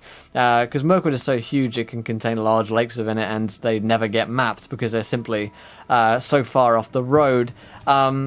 You see that there's basically a large lake opening up before you, upon which there are tens of larger barges than Toradon's, and as yours kind of comes in, there are several other boats that kind of flank you guys as the river gets larger and the current gets faster. And they immediately set to giving you guys aid. Seeing to medicine, food supplies, that you guys get some rest and the like. And over the next couple of hours, you guys will get the chance to take a long rest as soon as you're moved to one of the bigger barges, which seems to be the kind of central barge for anyone who's anyone. And so you're given your own private quarters. You most likely probably just fall straight asleep. And you guys wake up. You're all in one bunked room, but there's a knock on the door which wakes you up after your long rest. Hello there? Anyone there? Anyone awake yet? Yes. Begging your pardons, is it, are you all, decent? Is everybody awake? Sure. Yeah, I didn't really sleep last night. Offered my lodgings to the wood. To the wood. To Mirkwood. Mercenary wood, yes. So Well, this is kinda... I will say your young Billy Conley's spot on. Thank you. 10 out of 10. He says, well, beg your pardon, but are we coming in then? And he does. He says, sorry for the intrusion, sirs and ma'am, but my name's Kennat. I've been told, one of the men of Lockmere and all, but I've been told to come and get you and wake you up. Is that okay? I believe you've done just that, lad. We're quite awake. Oh, all right, but begging your pardon, sirs. Just to let you know that Toradon and his lot wanna speak with you. Thank you. Let them know we'll be there shortly. So he bustles out again. You guys, there'll be food left out for you so you can eat properly for the first time. And head outside of your cabins and have a little explore around. It's not long before you run into like a guard, one of the men of Lockmere, who all appear to wear quite sort of nautical outfits. So it's not like they're a navy, but they have kind of navy like motifs to their uniforms. They're not really like town guards. They're more the kind that will have like epaulets, and some of them will wear kind of caps and hats, and there are badges on them that denote their kind of rank within whatever organization that the men of Lockmere are. And you head on to the kind of outside area. It seems like there's a gathering happening. There's a assembled group of people. You recognize Toradon, who actually calls you out and says, friends, come join us. There is much for us to discuss. My friends, this is Mirrell of the Woodland Realm, Zarvalan here, and Bartleby, Stonefoot of the Stonefoot Dwarves of Erebor. My friends, welcome to the Council of Lockmere.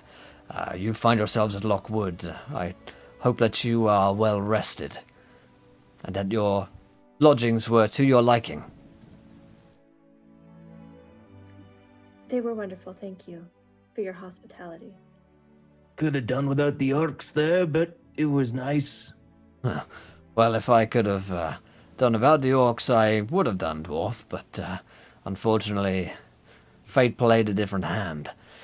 But listen, I wanted you to come before our council and discuss with them what you discussed with me before, now that our leader has passed, and what the men of Lockmere can do for this Middle-earth.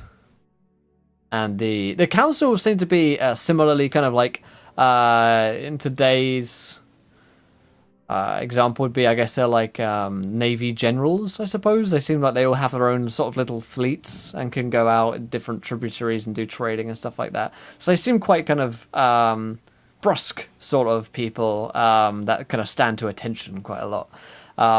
So there's not a smiling crowd before you. There's 5 or 6 of these stern-faced generals wearing their uniforms, and Toradon in comparison doesn't look like he's very scary at all. So he kind of gives you guys a look like, and if you're going to say something, say it now. And he lets you address the council.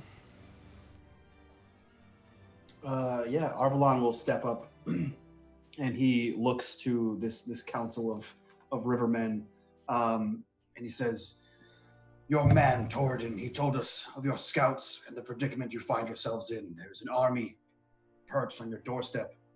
There appears to be an army perched on the doorstep of the Elven King. Rumor has it there's an army perched on the doorstep of the Dales.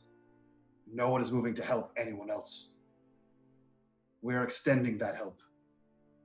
As your man said, they would not have survived their trip had it not been for us being on that boat.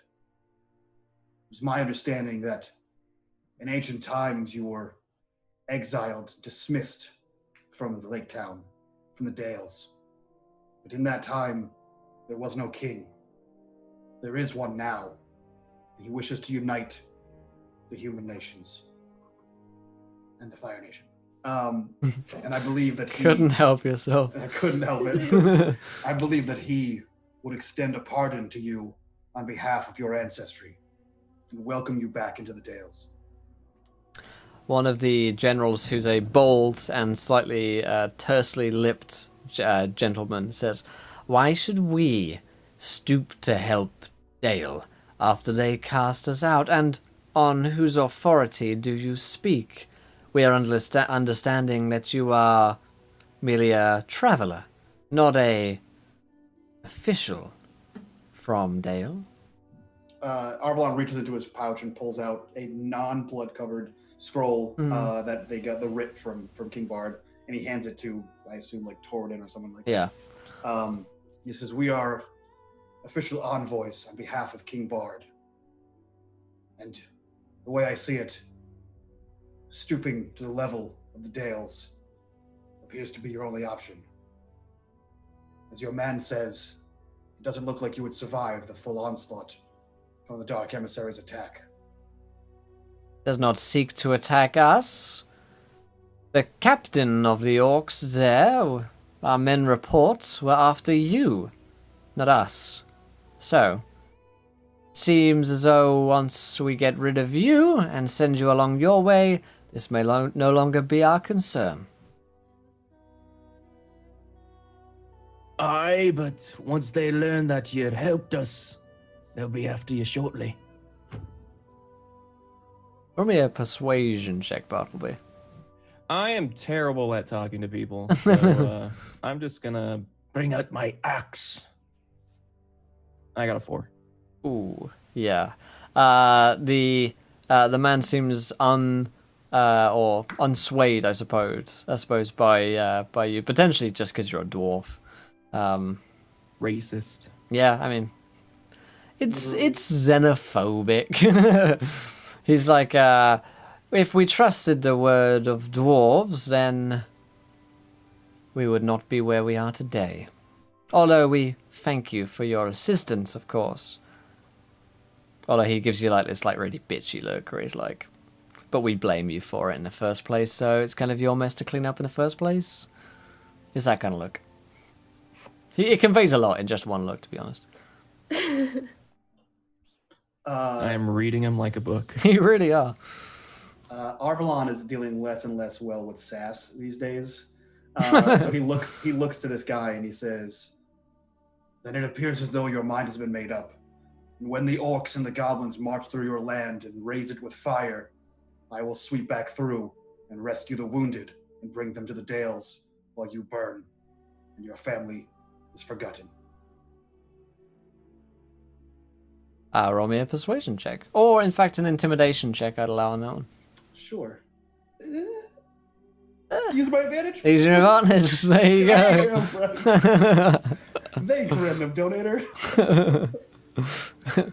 Oh, Irvin. So yeah, with one hand Irvin giveth, with the other he taketh. He kind of like seems to like be ready to get fired up about that, but the another one of the council says, "Calm, friend. This man from strange lands speaks the truth. Though he may travel in strange company and have brought doom to our doorstep, it seems that doom was coming one way or another. He is merely the herald of that, and we should not shoot the messenger. Instead, we should listen to his word. We should listen to speak of alliances and friendships, for alone we will fall. And whilst our people have no kinship towards the men of Dale, that was in a time long past. A time none of us can remember, only our forefathers, whom, well, they were brothers of men of Dale, were they not?" And the others kind of nod solemnly. And this man stops. He's younger than several of the others of them, but he's blonde, blue eyes, and a kind of short, cropped beard as well. Seems to have some command of them, or at least their respect. And he says, "So I put it to you, my friends, that we listen to the proposals of Arvalan. So, Arvalan, you speak of peace, you speak of alliance. What are the terms of this treaty?" He looks to. Did this new person have a name? Do we get a name for him? This guy's name, let me find it for you, is Harryon. Harryon. Cool. He looks to this Harryon and he says, "As stated in the writ we handed your man, Torridon, we are emissaries of King Bard. King Bard is the first king of the Dales, and he is looking to unite his land. You men of the river will be a substantial boon to the Dales, and the Dales to you. Your combined fighting force may yet turn the tide in this battle. I understand it as the elves believe they are more than protected in their stronghold. Though they protect you on your rivers, they do not wish to aid you with men or bows. But humans should band together, banish the fear, and unite. On behalf of the river folk, we will send a message to King Bard, asking for a full pardon of your ancestors, should you bend the knee and accept his lordship."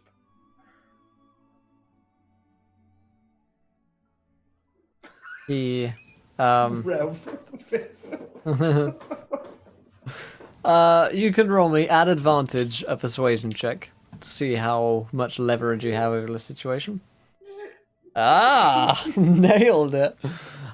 So on a 20, the man who named himself Harryon, and yes, I like that, Harryon, Wayward Son. Tishy, thanks so much for the host. Good to see you again. Harryon says, "You speak wise words. We would like one thing. Our men will happily bend the knee, but we will not agree to live in Dale. Many of us have lived all of our lives on the rivers, and we should continue to do so. In terms of trading, we'll happily pay whatever is the standard tax for trade with your men of Dale, but aside from that, we owe King Bard nothing more. Is that agreed?" I would assume maintaining your current militia would be in your best interest, should the king call on your forces to aid the growing shadow, but yes, I wouldn't expect you to move from your riverlands to Dale. Good.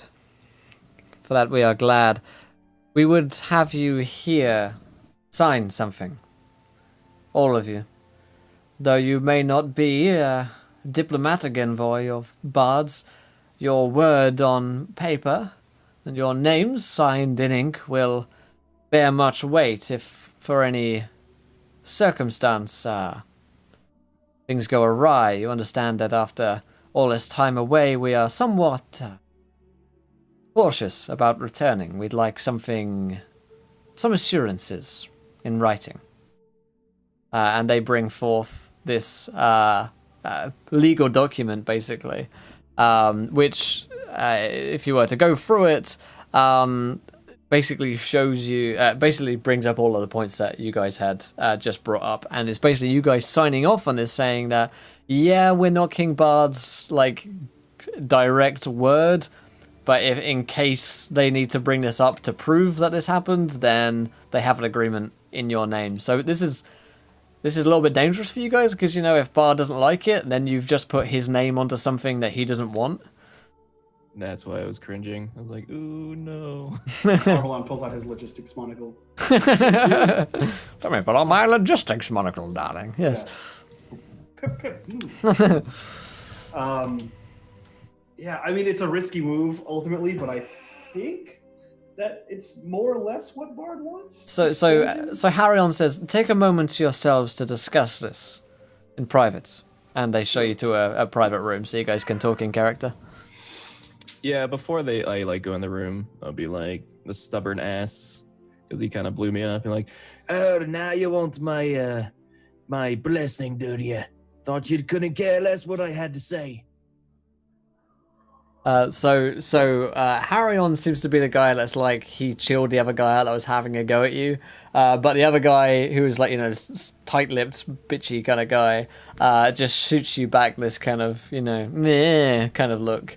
As the two of you exchange insults, and Harion says, "Calm, friends, this is peace talks here.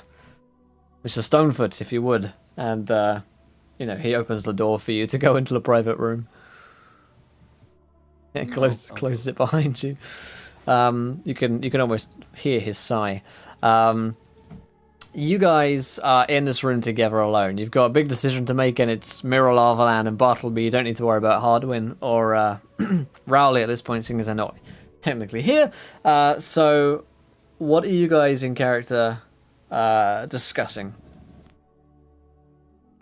Yeah, so Arvalon has this the legal document, the legal writ, and he kind of places it on the table, and like heavy-handedly like leans on the table and says, "This is a dangerous play, but ultimately our attempt at Red Veil was a massive failure to expand Bard's empire. This could be a new beginning. Red Veil was a chance at a new town, a new city, moving people from the Dales to there. But this is a small town, a river folk guarded by the elves. It could broker peace between the elves even further. It could broker trade up and down the Elfwood here.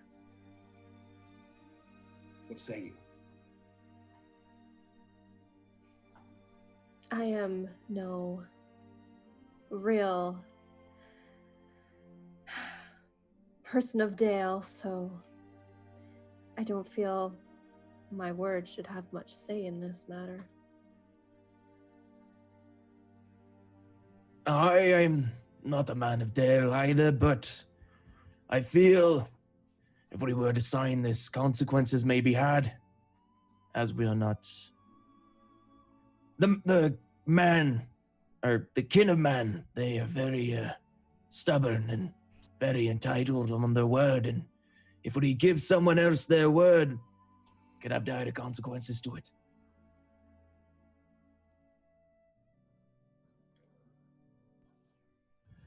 Dwarf, when your people were besieged by a great fiery beast, when your lands were lost, when your kin were slain and your king was marred, the people of the Dales rose to assist your ancestors. Though they failed, they came to your call, they came to your aid. Muriel, your kin came, but all too late. And when you and your wardens were attacked and fell, no one came to your aid then either. Would you not wish to stem this tide of factions. You say you're not from the Dales, but this area is home to all of you. And the stronger we are together, the harder it is for the shadow to take hold. Aye, the daughters of Erebor do owe Bard and his people a great service, which is why I feel comfortable taking the word of him over the word of you, because quite frankly, it seems you like to take leaps of faith, Quite literally. as you too. demonstrated in battle, and if it weren't for us, you may have met your fate with the orcs back there. So what say you for your guarantee and safety of these people as well as of those of the Dale? The same as my guaranteed safety of you. If it comes to danger, you have seen me throw myself in front of it to earn you a minute of time, a second of time for your escape. I would do the same for these people here. Aye, but acts of heroism are often lost in the tales of war. There you did a great service. You can't always guarantee the outcome.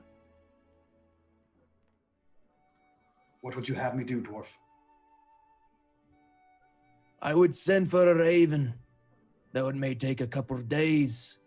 It's better than putting a name on a piece of parchment and suffering the consequences after. As much as I like the lot of you, I'm not willing to die for you.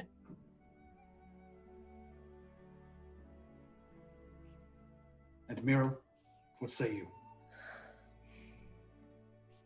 Though you speak truth with needing to fight the shadow, I am fearful of doing more harm than good. I agree. A raven should be sent. Will, do I know how long it would take to send a raven from our vague location to the Dales? You would guess probably at least a couple of days for it to Dales, a couple of days for it to reach there. Okay. As the crow flies, As as the Nazgul flies. Yes. Yeah, he looks around and kind of disheartened, but he says, then that's what we'll do. We'll send a raven. Nay, we'll send 3 ravens to King Bard. As luck would have it, they seem to be flying directly over this territory the orcs have captured. It would do well to send more than one so they don't get shot down. There's already something in the woods killing birds we saw before we ever reached the Elf King's halls. I wouldn't have our messenger be slain before it reaches its target. We'll wait here in the Riverlands for a response. Perhaps word to Thranduil as well. So he's aware. Whether or not he listens, it's a different Perhaps. Okay. I know when rats face danger, they hold themselves up. That's what I expect the Elf King to do. Hold himself up until the inevitable happens. Cool. So I think we have a... Okay, you have a verdict. So you come back out into the council of Lockmere, and Harryon's there. Friends, do you have a decision for us? Arvalon looks back and forth between Muriel and Bartleby, and he says, as you said before, we are but emissaries. We are not King Bard himself. Though we could sign this paper, it would be all but meaningless. We would stay here with you should anything happen. We'll send ravens to King Bard and get an official writ from him, saying if he agrees or disagrees. Should any harm come to your village while we're here, we'll defend you. He nods. Seems to me as though the defenses here at Lockmere are Fair enough, without the three of you. If that is to be the case, and I would not keep you any longer from your destination. Toradon tells me that you are destined for Bayon and his people. If this matter is pressing, then the writ from Bard will arrive one way or another, if you are here or not.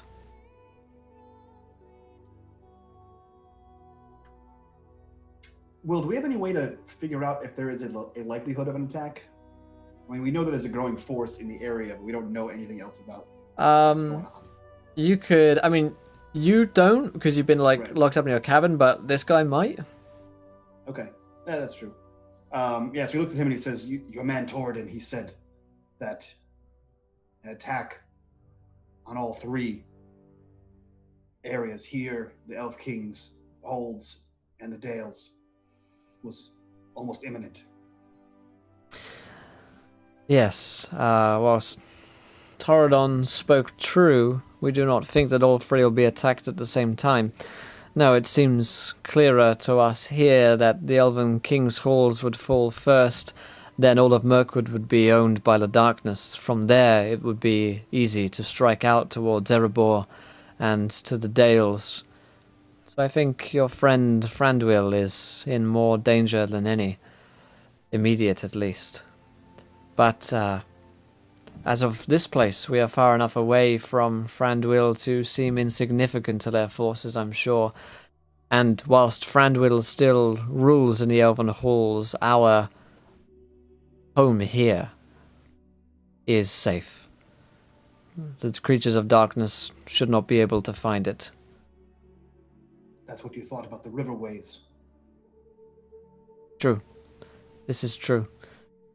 Though I see little reason for them to assault us, seeing as they know that we have no alliance with the men of the Dales or with Frandwyl in terms of military.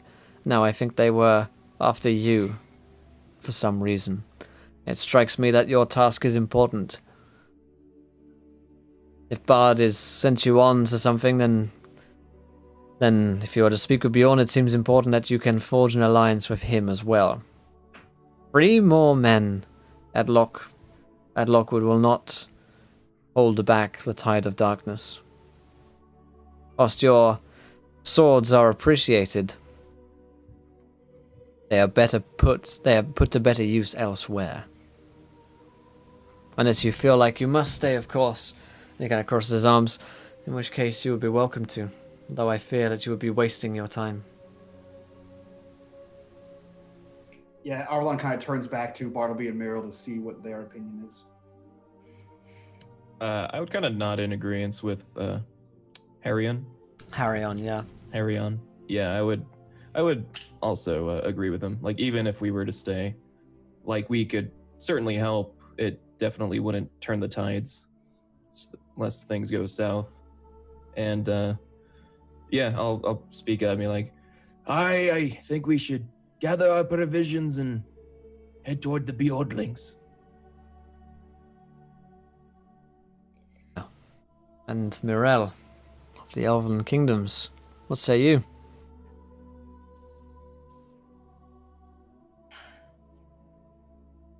Part of me wishes not to leave the Elven halls to such a fate. But our task here is rather dire. Indeed. Perhaps once you meet with Bayon, there will be time to return along the riverways to the Elven Kingdoms. Or, if you wish for it now, then I can have a boat take you back there with all speed. The choice is, of course, yours to where you wish to travel. We will be here in the middle. So you guys are about halfway along the elf road, basically. So you've got a choice, like, you can go back to the Elven King's Halls, you can go onwards towards Bayon, you could stay here.